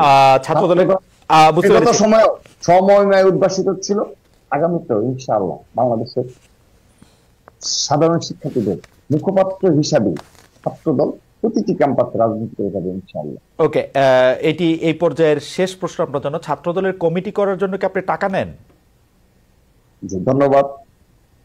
বিগত সময়ে আমাদের কমিটির জন্য টাকা দেবে এই অবস্থা ছিল না, কারণ আপনি দেখেছেন 3টি নির্বাচনের পর যখন এই 28 অক্টোবর থেকে 7 জানুয়ারি যে ধরনের একটি মেসাকারময় একটি নির্বাচন হলো, আমাদের অধিকাংশ নেতাকর্মীদের গ্রেপ্তার করলো, 40,000 নেতাকর্মী। আপনি সেই দিনগুলো ভুলে যাওয়া যাবে না। সেই দিনগুলো এই 7 জানুয়ারি আমরা শুধু আন্দোলনে ছিলাম। অতঃপর মার্চ মাসে আমার কমিটি দিল, এরপর তাকে কোনো কমিটি করতে পারিনি, জাস্ট কেন্দ্রীয় সংসদীয় কমিটি ছাড়া। আর তো কমিটি করতে পারেন আন্দোলনের মধ্যেই, তো এই আন্দোলনের জীবন কাটালাম। টাকা নেওয়ার কষ্টটা তো আসেই না, কারণ আমার কমিটি তো করিনি। আচ্ছা, কমিটি করলে টাকা নেবেন কিনা নিশ্চিত করছি। শুধু আমি নয়, আমার কথা তো বাদে, আমি তো আবারও বলছি, আমার বিরুদ্ধে যদি গুরুতর কোনো অভিযোগ আসে, আমি আমার এই পদ থেকে নিজে থেকে করবো। জনাব রাকিব ইসলাম, আপনাকে অনেক ধন্যবাদ। আপনাকে অনেক ধন্যবাদ। না, আমার সংগঠনের কথাটা বলি, আমার সংগঠনের কথাটা, যেহেতু আমি সংগঠনের সভাপতি হিসাবে আমি কনফিডেন্স সহকারে এভাবে বলতে পারছি, সেহেতু আমার সংগঠনের কোন নেতা কর্মী টাকার বিনিময়ে বাংলাদেশে একটি কমিটি হবে না ইনশাআল্লাহ। রাকিব ইসলাম, আমার অভিজ্ঞতা আমি বলতে পারি, আপনি টাকা না নিলে, আপনার নেতা টাকা না নিলে, আপনার অভিভাবক টাকা না নিলে, সংগঠক টাকা নিলে, কারোর সাহস নাই টাকা নিয়ে কোনো কিছু করবে। সেটি আপনি না নিলে এটা সম্ভব না। আমরা অতীতে দেখেছি ছাত্রলীগের সভাপতিরা টাকা নিয়েছেন বলেই, ছাত্রলীগের সভাপতিরা আবার সেই টাকা আওয়ামী লীগের নেতৃত্বকে পৌঁছে দিয়েছেন বলেই অন্যান্য জায়গায় টাকার বাণিজ্য করা সম্ভব হয়েছে। এটা আমাদের অভিজ্ঞতা সেটি বলে। আমি উমা ফাতেমার কাছে আসি। উমা ফাতেমা, আমাদের শেষ প্রশ্ন, কিন্তু আমি 2-3টি জায়গা থেকে একসাথে আপনি একটু দৃষ্টি আকর্ষণ করছি যে এই জুলাই আগস্ট আন্দোলনে ছাত্রীদের অনেক ত্যাগ রয়েছে, অনেক ক্ষেত্রে ছাত্রীদের বিভিন্ন অবস্থানের কারণে সেটা অলমোস্ট একটা গেম চেঞ্জার ছিল। কিন্তু আমরা ছাত্রীদেরকে, বা আমরা যে নারী ছাত্রী বলি, মেয়ে ছাত্র বলি, তাদের আসলে বড় কোনো উপস্থাপন দেখি নাই। ফেসবুকের সমালোচনার পরেই আপনাকে আসলে একটা মুখপাত্র বানানো হয়েছে, কিন্তু বিভিন্ন সভা সেমিনারেও আমরা তাদের অবস্থান কম দেখি। পাশাপাশি আমরা এই অন্তর্বর্তী সরকারের 100 দিনের মধ্যে আমরা দেখেছি যে পোশাকের জন্য নারীরা হেনস্থার শিকার হয়েছেন, অভিনেত্রীরা তাদের পেশার অংশ হিসাবে কোনো জায়গায় উদ্বোধন করতে গেলে সেটার মধ্যে বাধা দেওয়া হয়েছে। রংপুরে বেগম রোকেয়া বিশ্ববিদ্যালয়ের নাম পরিবর্তনের আবেদন করা হয়েছে। বেগম রোকেয়ার গ্রাফিতিতে শামসুন্নাহার হলের সামনে কালো রং দিয়ে চোখ মুখ ঢেকে দেওয়া হয়েছে। আপনার কাছে একটু শুনতে চাই পুরো ব্যাপারগুলি আপনি আসলে কিভাবে দেখছেন, উমা ফাতেমা? আচ্ছা, বাংলাদেশের ইতিহাসে না, সমগ্র পৃথিবীর ইতিহাসেই মেয়েরা আসে, একটা অভ্যুত্থান করে, তারা পুরো কাঁপিয়ে দিয়ে যায়, সরকার পরিবর্তন হয়, এরপর তারা আবার ঘরে ফিরে যায়। এই হিস্ট্রি আসলে বাংলাদেশে মানে খুব নতুন কোনো হিস্ট্রি না। হয়তো আমরা যেটা করতে পারি, সিচুয়েশনটাকে কিছুটা পরিবর্তন করতে পারি। এই জুলাই অভ্যুত্থানের সময় মেয়েরা যেভাবে তাদের একটা নিজস্ব পলিটিক্যাল এজেন্সি নিয়ে রাস্তায় নেমেছিল, যেভাবে তাদের ভয়েস নিয়ে রাস্তায় নেমেছিল, সেই ভয়েসটার প্রতি আমরা যথাযথ সম্মান আসলে দেখি নাই এই অভ্যুত্থান পরবর্তী সময়ে। এই সম্মান মানে বিষয়টা শুধুমাত্র এরকম না যে আমি কোনো পদ পদবি দিয়ে উপকৃত করা। সম্মান মানে হচ্ছে আমি যখন মাঠে রাস্তায় নামি, আমি যখন মিছিল করি, আমি যখন গলা মিলাই, আমি যখন ফেসবুকে আসি, প্রত্যেকটা জায়গায় কিন্তু মানুষকে মানুষ হিসেবে সম্মান করার একটা জায়গা থাকা উচিত। আমাকে নারী হিসেবে সম্মান করার দরকার নাই, কিন্তু মানুষ হিসেবে তো আমাকে একটা কি বলবো, মর্যাদা সকলেরই থাকা উচিত। যখন যে নারীরা এই জুলাই অভ্যুত্থানে এতটা ফোরফ্রন্টে ছিল, তারা তাদের ভাইদেরকে হচ্ছে প্রিজন ভ্যান থেকে বের করে এনেছে, তাদের ভাইদেরকে হচ্ছে আগলে রেখেছিল, সেই মেয়েরা 5 আগস্ট পরবর্তী সময়ে তাদেরকে নানান ভাবে দেখা যাচ্ছে সোশ্যাল মিডিয়ার মধ্যে হ্যারাসমেন্টের শিকার হতে হচ্ছে নিজেদের ভিউ পয়েন্ট এক্সপ্রেস করার কারণে, বা দেখা যাচ্ছে কোনো মিছিলে যদি তাকে শুধুমাত্র হচ্ছে মিছিলে সামনে দাঁড় করিয়ে দেয়া, নারী কোটায় বক্তব্য দিতে দেয়া, এই ফর্মে শুধুমাত্র মেয়েদের রিপ্রেজেন্টেশনকে নামিয়ে আনা হয়েছে। এই যে মেয়েরা দিন শেষে আসলে একটা নারী আলাদা একটা বর্গ, এবং এই বর্গতায়িত করার যে একটা কালচার, এখান থেকে এখনো পর্যন্ত বাংলাদেশে পুরুষরা স্পেসিফিক্যালি বের হইতে পারে। আচ্ছা, পরের প্রসঙ্গে আসি। এই যে নারীদের পোশাক, তারপরে হচ্ছে বেগম রোকেয়ার গ্রাফিতিতে কালো এটাকে আমি স্পেসিফিক্যালি একটা জায়গায় বলবো যে বাংলাদেশে গত 15 বছরে আওয়ামী লীগ যখন ক্ষমতায় ছিল তখনও কিন্তু নারী মানে নারী নির্যাতন বলি, আমাদের ধর্ষণের কেসগুলো বলি, সেগুলাকে খুবই মানে অপ্রয়োজনীয় কেস হিসেবে দেখা হইতো আর কি সরকারের পক্ষ থেকে। একজন প্রধানমন্ত্রী নারী হওয়া সত্ত্বেও কিন্তু এখানে নারীদের ওই ধরনের কোনো সেফটি ছিল না, কারণ রাষ্ট্রের তো সার্বিক নিরাপত্তায় ভেঙে পড়েছিল, যেটা কন্টিনিউড হয়েছে যখন 5 আগস্ট পরবর্তী সময়ে আপনার সরকারের যে নিরাপত্তা, এখানে যে আইন শৃঙ্খলা পরিস্থিতি সেটা যখন স্বাভাবিক এখনো পর্যন্ত হয়নি, এটার একটা কিন্তু শিকার হয়েছে আসলে নারীরা। যে সোসাইটির বিভিন্ন গ্রুপ আছে যারা আসলে চায় যে মেয়েরা খুব বেশি সামনে না আসুক, মেয়েদের আলাদা পলিটিক্যাল এজেন্সি বা তাদের যাতে আলাদা ভয়েস সোসাইটির মধ্যে আসতে না পারে, নানান ভাবে আসলে মেয়েদেরকে চেষ্টা করা হয়েছে এখানে একটা হেনস্থার মধ্যে ফেলতে। যেটা আমি ফেসবুকের ক্ষেত্রে খুব স্পেসিফিক্যালি বলতে পারি, ফেসবুকে মেয়েদেরকে একদম ধরে ধরে হেনস্থা করা, একদম টার্গেট করে হেনস্থা করার একটা কালচার গড়ে উঠেছে। একই সাথে রাস্তা ঘাটে হাঁটাহাঁটি করলে দেখা যাচ্ছে যে ক্যাট কলিং প্রচুর বেড়ে গেছে। এখন যদি আইন শৃঙ্খলা পরিস্থিতি এখানে একটা স্বাভাবিক থাকতো, পুলিশের কাছে গিয়ে একটা কেস ফাইল করতে গেলে পুলিশ তো ঠিকঠাক মতো এখনো পর্যন্ত রেসপন্স করে না, তাহলে কোন জায়গা থেকে আমি নিরাপত্তাটা এখানে ইনশিওর করব? এই জায়গাটা খুব গুরুত্বপূর্ণ যে কোনো সোসাইটিতে যখন আসলে নিরাপত্তা বলয়টা নষ্ট হয়ে যায়, সেটার কিন্তু একটা বড় ধরনের শিকার বলা যায়, প্রথম শিকার হয় নারীরা। বিভিন্ন এটা শুধু পুরুষদের সমস্যা বলবো না, এটা আসলে রাষ্ট্র এই ফর্মে আসলে নারীদেরকে ট্রিট করে। এবং যখনই আচ্ছা যাই হোক, আমি অনেক থিওরিটিক্যাল আলাপে চলে যাচ্ছি, কিন্তু আপনি যে কথাগুলো বলছেন সে সবকিছুই কিন্তু আসলে এই সোসাইটির একদমই ডিপ রুটেড একটা সমস্যা। এটা শুধুমাত্র 5 আগস্ট পরবর্তী সময় উৎপত্তি হয়েছে বিষয়টা এরকম না, বরং 5 আগস্ট পরবর্তী সময়ে আমাদের একটা সুযোগ এসেছে এটাকে সমাধান করার, এবং সমাধান করা সম্ভব নারীদেরকে সামনে নিয়ে এসে তাদের পলিটিক্যাল এজেন্সিটাকে, তাদের যে একটা পার্টিসিপেশন আছে পলিটিক্স এর মধ্যে, সেটাকে আরো বেশি আমাদের হাইলাইট করে, এবং রাজনীতির মধ্যে যে ব্যাটাগিরি, রাজনীতির মধ্যে যে ধাক্কাধাক্কি করতে হয় ব্যাটাদের মতো, এই জায়গাটা থেকে বের করে আনতে হবে। রাজনীতিকে এই টোটাল ব্যাটাগিরি থেকে বের করে আনাটা খুব গুরুত্বপূর্ণ। এবং আমি যখন আমাকে নারী হিসেবে মুখপাত্র করা হয়েছে, এটা আপনি বলছেন যে আমাকে একটা কোটার মধ্যে মুখপাত্র করা হয়েছে, আমাকে যখন এসে তারা অফার করেছে যে আপনি মুখপাত্র হবেন কিনা, আমি সরাসরি বলেছি যে আচ্ছা যদি আমাকে সুইটেবল মনে হয় তাহলে তো রাখতে আমার কোনো সমস্যা নেই। কিন্তু আমার মাথায় যেটা স্পেসিফিক্যালি ছিল যে এই যে মেয়েরা এভাবে এই অভ্যুত্থানের মধ্যে সামনে এসেছে, তারা তো এখন অভ্যুত্থানের কোথাও নেই। এখন আমিও যদি এখানে হারিয়ে যাই তাহলে তো ঘটনাটা আসলে কিছুই ঘটবে না, বরং আমি এখানে সামনে এসেছি যে মেয়েদের যে একটা পলিটিক্যাল ভয়েস আছে, not only voice, it's a political voice আছে, এইটা সমাজের সামনে উপস্থাপন করাটা খুব জরুরি। এটাকে আমাকে দূরে ঠেলে দিচ্ছে এটা বলে যে আমি দূরে সরে যাব, এইটাকে আমি প্রমোট করতে চাই না, এবং মানে কোথাও থেকে মানুষকে শুরু করতে হয়। উমামা ফাতেমা, আপনাকে অনেক ধন্যবাদ। আমার মনে হয় যে উমামা যে কথাগুলি বলেছেন শেষ দিকে এসে, তা আসলে সবার শোনা উচিত। নারীদের পলিটিক্যাল এজেন্সির ব্যাপারটা তিনি যদিও বলেছেন থিওরিটিক্যাল, কিন্তু অনেকটাই স্পষ্ট করেছেন, অনেকটা সামনে এনেছেন। আমার ধারণা যে বাংলাদেশে পরবর্তীতে যারা রাজনীতি করবেন, ছাত্র রাজনীতি হোক আর কেন্দ্রীয় রাজনীতি হোক, তারা এই বিষয়গুলি মাথায় রাখবেন। জনাব রাকিবুল ইসলামকে আমি আলাদা করে ধন্যবাদ দিতে চাই যে তিনি আসলে অনেকগুলি বিষয় পরিষ্কার করেছেন, যেটি আমি আর উমামা একসাথে আপনার সঙ্গে বসেছিলাম, আমরা দুজনেই উপভোগ করেছি। আপনি যা বলেছেন তা আমরা শুনেছি, যদি সত্যি তা হয় তাহলে আমরা একটা নতুন দিনের একটা রাজনীতি, অন্তত ছাত্র রাজনীতির একটা নিদর্শন আমরা দেখতে পাচ্ছি। জনাব রাকিবুল ইসলাম, আপনাকে অভিনন্দন। রাকিবুল ভাই আজকে এত কমিটমেন্ট করছে, আপনি যদি না রাখেন ভাই, এই কমিটমেন্ট করার পরে, এই কমিটমেন্ট রাখতে হলে পরে কেউ ছাত্রদল করতে রাজি হবে কিনা আমার সন্দেহ আছে, তাহলে আমার লাভটা কি? তবে আমরা এটা অপেক্ষা করব নাকি। আমার জন্য এটি একটি অনন্য সাধারণ অভিজ্ঞতা ছিল। আপনি ছাত্রদলের সভাপতি হয়ে আপনি যে কথাগুলি বলেছেন, জোর দিয়ে বলেছেন, মন থেকে বলেছেন, আপনাকে অনেক ধন্যবাদ। দর্শক আপনাদেরকেও আসলে আমি অনেক ধন্যবাদ এবং স্বাগত জানাতে চাই। অনেক দর্শক আমাদের সঙ্গে ছিলেন, প্রশ্ন করেছেন। উমামা এবং রাকিব, আমার মন থেকে আপনি আমার ধন্যবাদ জানবেন এবং অনেক অনেক শুভেচ্ছা। নিশ্চয়ই পরের অনুষ্ঠানে আপনাদের সবার সঙ্গে দেখা হবে। আপনাকে ধন্যবাদ। সালাম আলাইকুম।